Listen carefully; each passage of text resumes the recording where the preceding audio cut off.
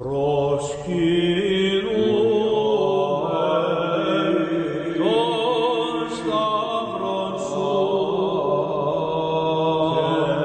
back to the History of the Papacy podcast, a podcast about the popes of Rome and Christian Church. Prepare yourself to step behind the ropes and leave the official tour of the story of the popes and Christianity. I am your host, Steve Guerra, and I thank you for joining me on this journey.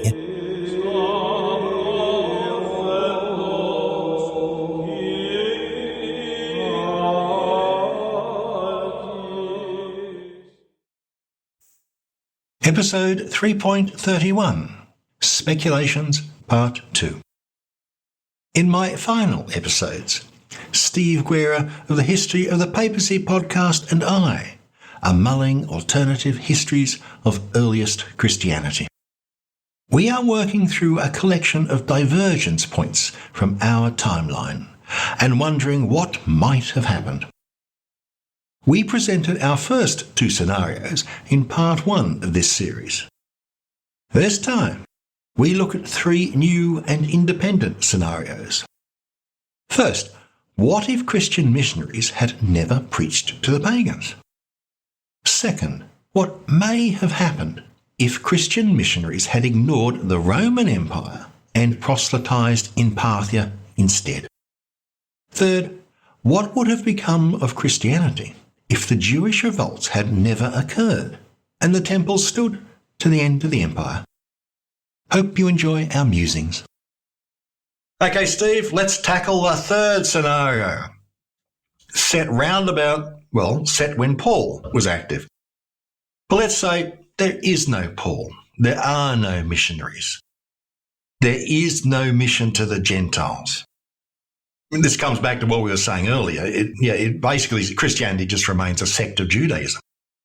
And I think, like all the other sects of Judaism, the Pharisees, the Sadducees, the Essenes, the fourth philosophy, as Josephus calls it, the followers of Jesus would have ended up on the dustbin of history after the fall of the temple. And maybe one day some writings of theirs would be recovered from an Egyptian garbage dump, like the Gnostic writings were, and that's it. It'd be just a complete footnote to history. This scenario is related to the last one in some ways. That I suppose it depends what happened with the Jesus clubs. Do they fold themselves back into the mainstream?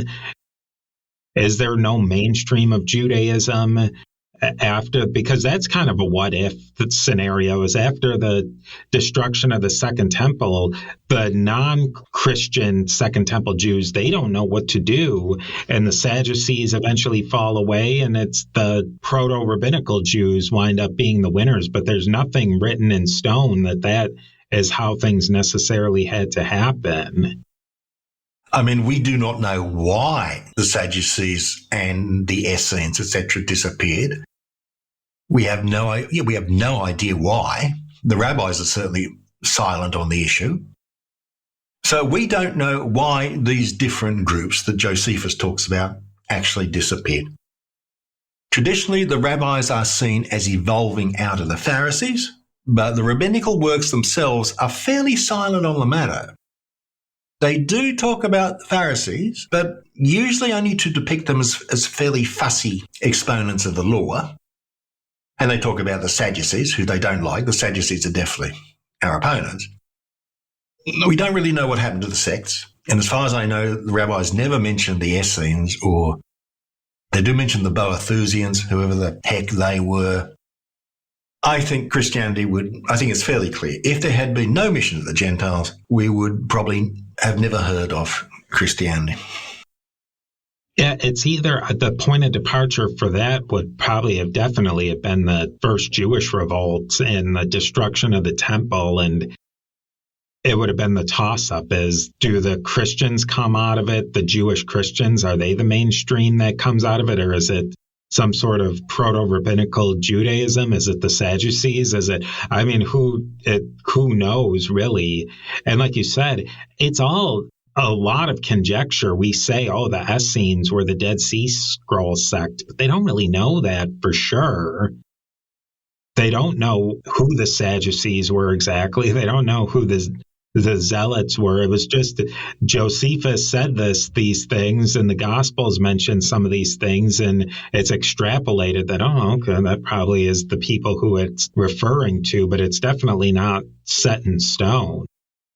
Oh, absolutely. And I must admit, that's one thing which irritates me about many modern scholars in the Essenes. I mean, right from the beginning of the discovery of the Dead Sea Scrolls, a lot of scholars said, oh, we found them in areas which are close to places that Josephus said were occupied by the Essenes. Therefore, these are Essene material.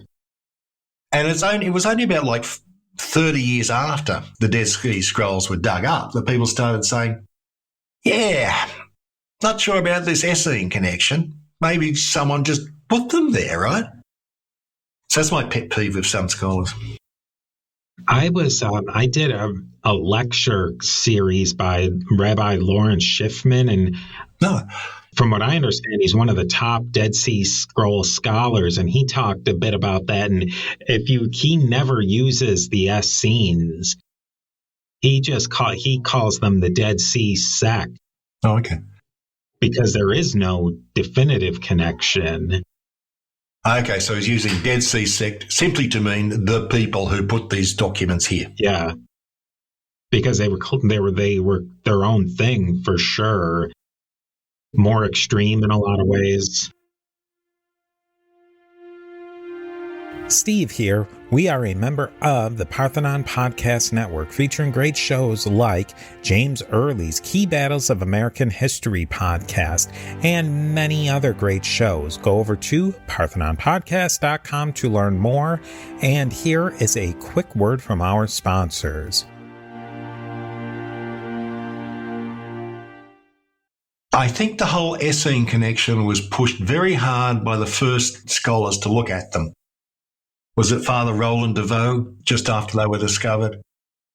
And I think he and his team were keen to isolate the Dead Sea Scrolls as being simply the product of this eccentric sect, whereas nowadays it is tended to believe that they were quite widely used by all sorts of people. Let's move on to the fourth scenario. Okay, Steve, the fourth scenario. What if the Christian proselytizers had gone to the large Jewish populations in Babylonia, well, that's the old name, it was actually the Parthian Empire, rather than the Roman Empire? Peter could have gone to Babylon precisely because there were so many Jews in the Parthian Empire. In fact, I think it's estimated about 1/3 of all the world's Jews at that time were in the Parthian Empire. The Parthian Empire was pretty eclectic religiously, so Paul would have found it attractive, I think, because there were, lots of Gentiles, non-Jews, and Peter would have found it attractive precisely because there were so many Jews. But let's say that they go to there and they try and convert Parthians of various sorts. Do you think Christianity would have kicked off? I think this is one, so far at least, this is one of the most interesting ones that you've proposed. And I wonder what you think of this. I don't think that Paul would have ever gone to the East because he was so Roman.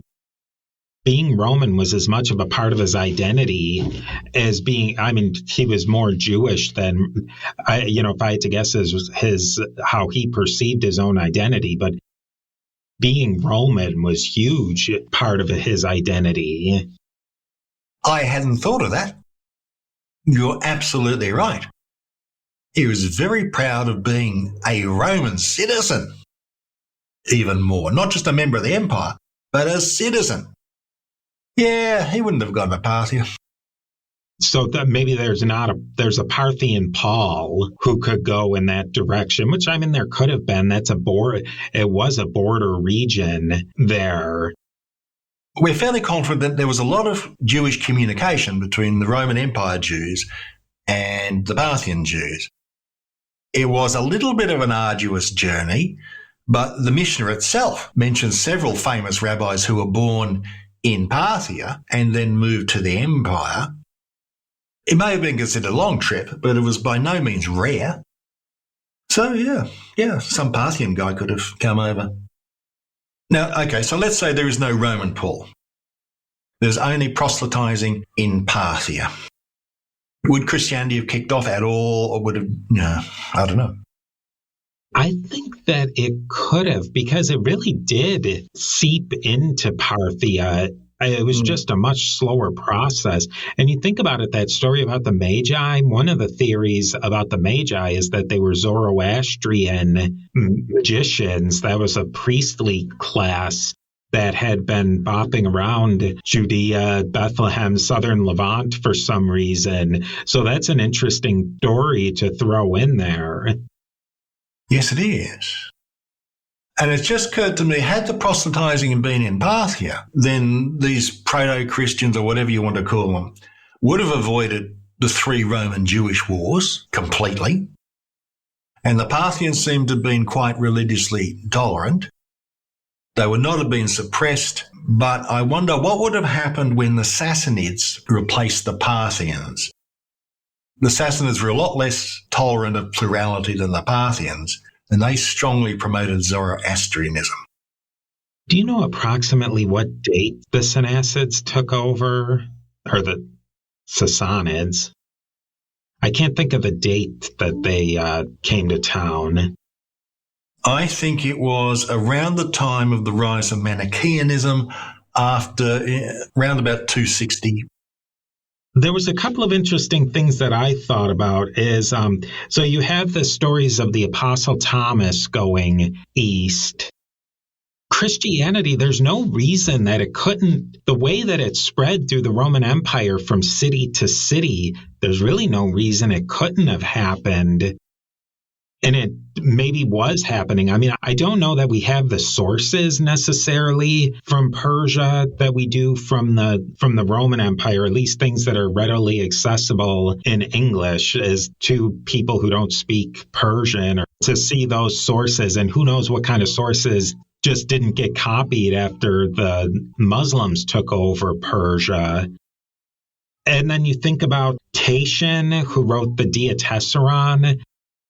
That was in mid-2nd century, so that's another person who's taking the message in that direction. And then the other thing that I was thinking about is Armenia. And they were like I guess you could say they were somewhat of a hybrid Roman, Greek and Persian culture, but they converted full on to Christianity before even the Edict of Milan, I believe. Did they? I didn't write down the precise date, early 300. Well, that would show that Christianity was certainly appealing to people who were at least strongly influenced, if not halfway to being Parthians as opposed to Greco-Romans. I think that the scenario becomes complicated by the rise of Manichaeanism. So let's say that a strong Christian movement develops in Parthia and Armenia. Would it have maintained a separate identity when Mani appeared? Or would it have been absorbed into Manichaeanism? Yeah, that's that's really hard to say, or to what degree. If a third of Christians decide to go to Mani, that could break the back of the movement. We'll get to Manichaeanism in another scenario, another day. But Manichaeanism does seem to have been very attractive, and since it was such a syncretistic movement, it could probably have just swallowed up Christianity into its structure without even noticing it.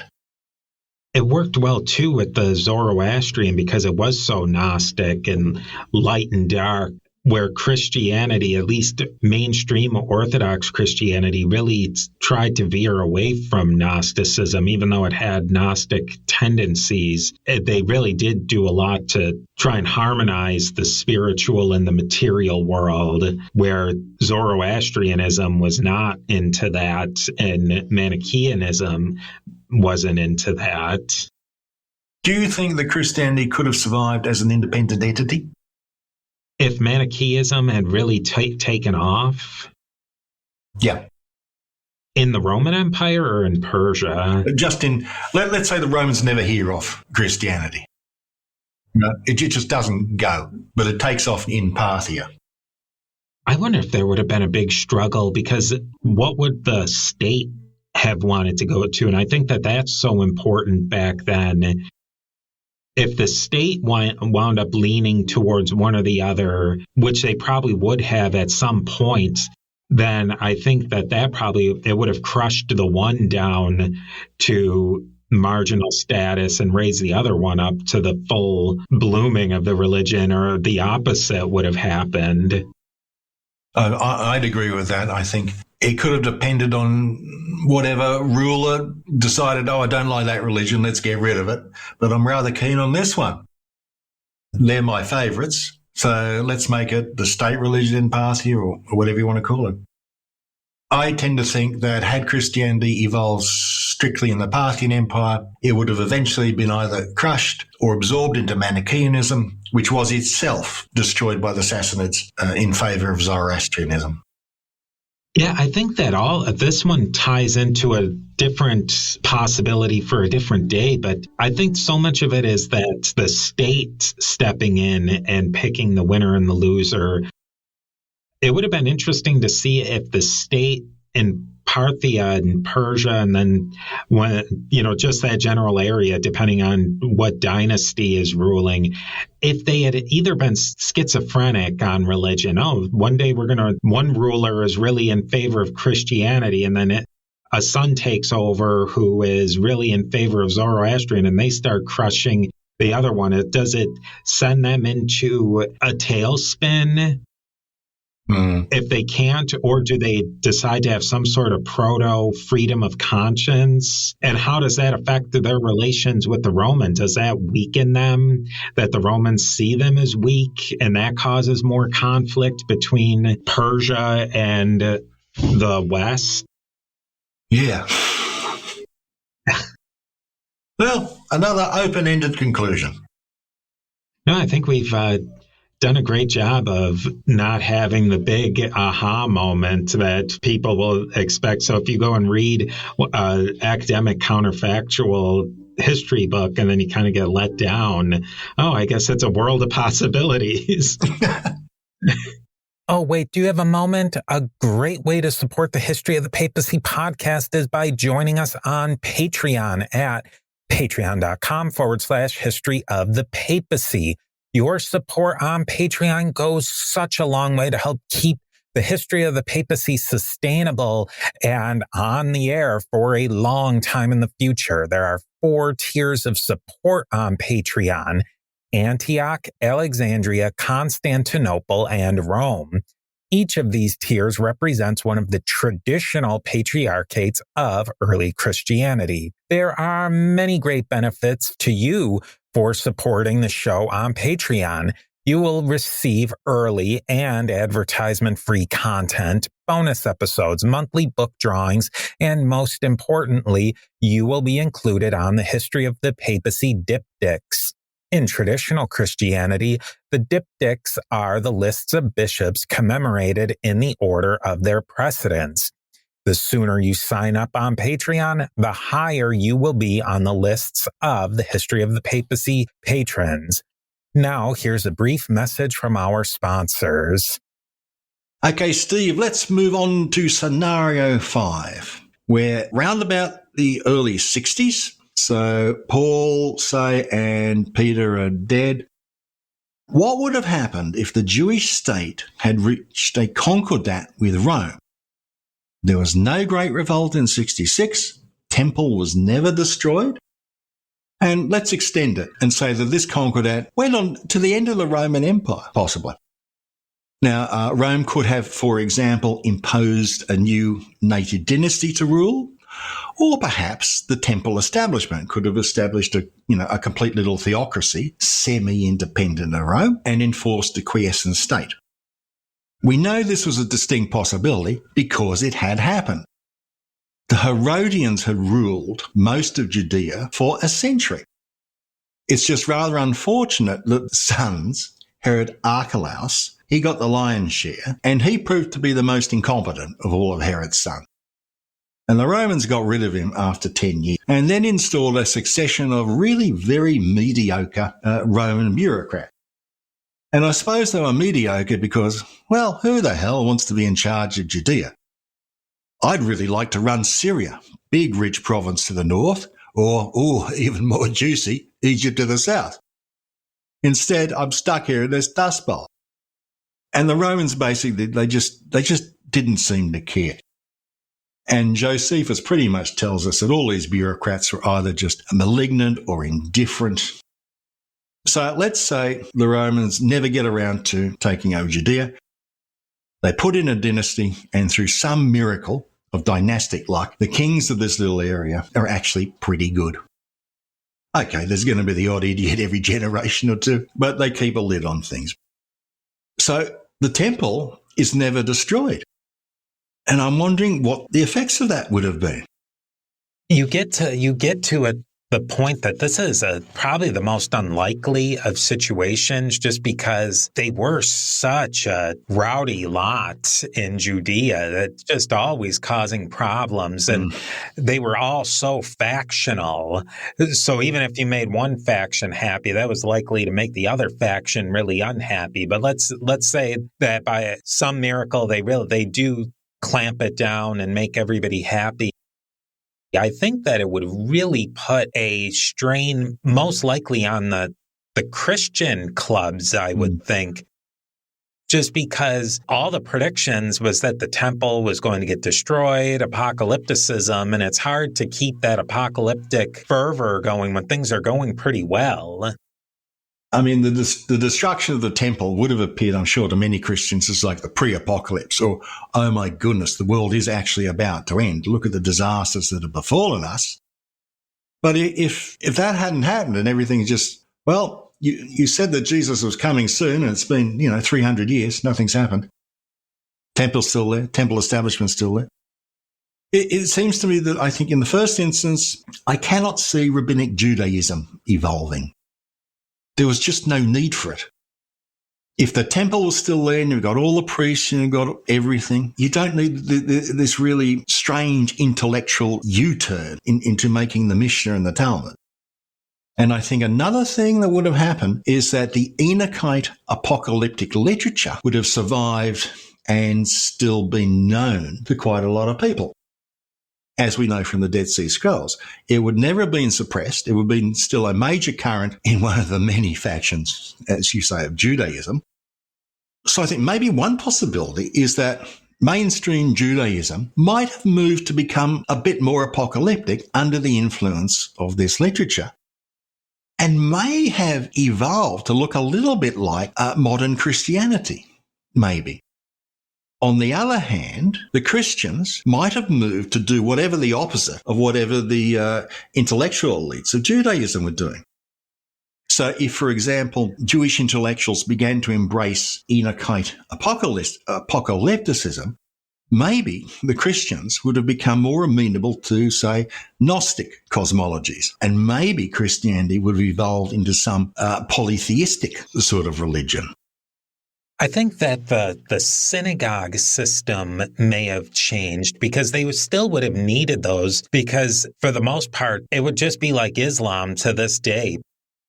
Most people, as far as I know, don't even make the Hajj. I mean, you're required to do it once in your life. So maybe a good chunk of the people do go to Jerusalem once in their life if they live in Rome or in Carthage or something. But the synagogue is still going to be their main center of worship and connection with the religion. Maybe the diaspora starts to go into a different direction of, what does this temple mean to me when everything that I need is right here? It's almost like a Protestantism where your local community is everything it all revolves around essentially your club. You have a loose confederation with the other clubs around you. It almost becomes a Christian in a way. Maybe a leadership forms and the temple becomes the Rome as in the papacy. They make some big pronouncements. It kind of trickles down into the synagogues, take it or leave it, but a lot looser than Christianity became. That's a very interesting speculation. I hadn't thought about the role of the synagogues. So you still have the temple and the establishment sitting over in this distant land, And the synagogues, as you say, become a more like a Protestant sort of thing and more important locally. I wonder if it take the political element as well, that it's any which way you look at it, maybe a couple of revolts do pop up and they get slammed down really quickly, and it wouldn't take too many of those revolts to get smashed. I mean, eventually you see it, that 3 or 4 revolts down the road, then there's not much revolting after that. That maybe it just happens earlier. A revolt or two gets smashed. There's not too bad of leadership amongst the Hasmoneans, and it takes out that entire political element from the religion, and it just becomes culture and religion and not politics as well. So saying you remove, somehow the nationalistic element gets removed. You're a Jew, but you live in Rome, and you're a Roman and a Jew, and they're two separate things. The Romans aren't coming in. I guess we could assume that the Romans still have it as a licit religion, so you can do your thing without sacrificing to the Roman gods. You can still be a citizen. So maybe that smooths out all of those conflicts as well. Well, certainly the politics would have changed. I mean, if we have, say, a Herodian-like dynasty still running the place, yeah, you can definitely see revolts against them, because we know from the history of the Maccabees and Herod the Great, there were Jewish revolts against them. Ironically, in both those cases, they sent delegations to Rome, saying, can you please start running us? And when the Romans did, of course, end up running the place, then the Jews said, maybe that was a bad idea. I've been doing a little research into Hanukkah, and you can see why the various revolts, the first Jewish revolt, and then the Bar Kokhba revolt and Keto's War, you can see why they kept trying to give it a chance to revolt against Rome, because under the Maccabees, it worked. I don't know if this analogy will cross over the Hail Mary pass in football, where they throw it halfway, over halfway across the field, and sometimes they catch it and they win the big game. Probably always had that in the back of their mind, that, hey, we took out the Seleucids. Why not keep giving it a chance? Eventually, it got to the point that the revolts weren't working and things were pretty quiet for quite a long time in the general Levant area. That was a really interesting one. I think that was one of the trickiest one. I'm interested to hear what people think about that one. Just to sum up, from my point of view, both Judaism and Christianity would have evolved in very different directions. No rabbinic Judaism, survival of apocalyptic movements, and quite possibly the whole Jewish Christian group. Maybe it would have stayed one of the little tiny sects or factions. The pagan clubs were up and running, and it seems fairly successfully. So there was a well-established Gentile version of Christianity. But let's say that the Peter James Club disappears totally. The Gentile Christians feel no connection to Judea. They regard Jesus, he just happens to have been Jewish. And that whole aspect goes.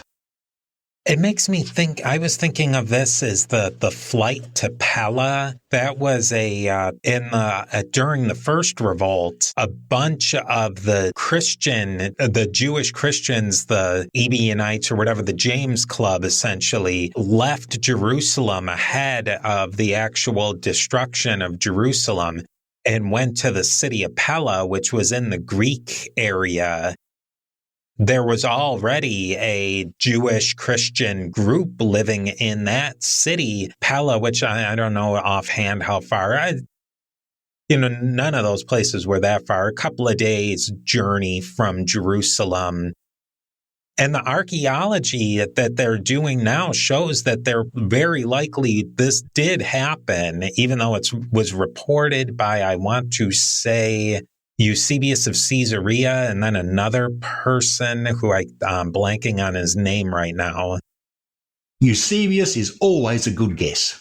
Yeah, it was definitely Eusebius, and then another person with the Greek name with an E. They both recount pretty much the same story. But so these Jesus clubs had already started to spread out. And I wonder if, again, under that synagogue system, that they could have, we're a Jesus-leaning synagogue, and that's our thing. And the synagogue down the street is not a Jesus-leaning synagogue.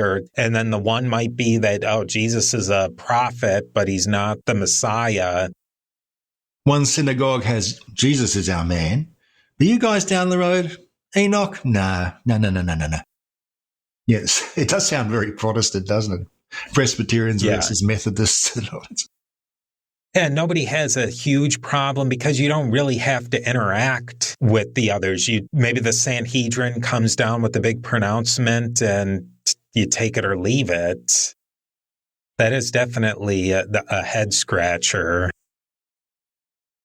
Hey, before we go, let us commemorate the Patreon patrons on the history of the papacy diptychs. We have, at the Alexandria level, Roberto, William B., Brian, Christina, Augustus, Judy, and Max. At the Constantinople, we have Dapo, Paul, Justin, Lana, John, Steve, and Sean, all of whom are magnificent and reaching that ultimate power and prestige, that of the See of Rome. We have Peter the Great, Amma the Great, Geoffrey the Great, Frederick the Great, and Jim the Great. With that, I hope you enjoy this next piece of the mosaic of the history of the popes of Rome and Christian Church. Deus,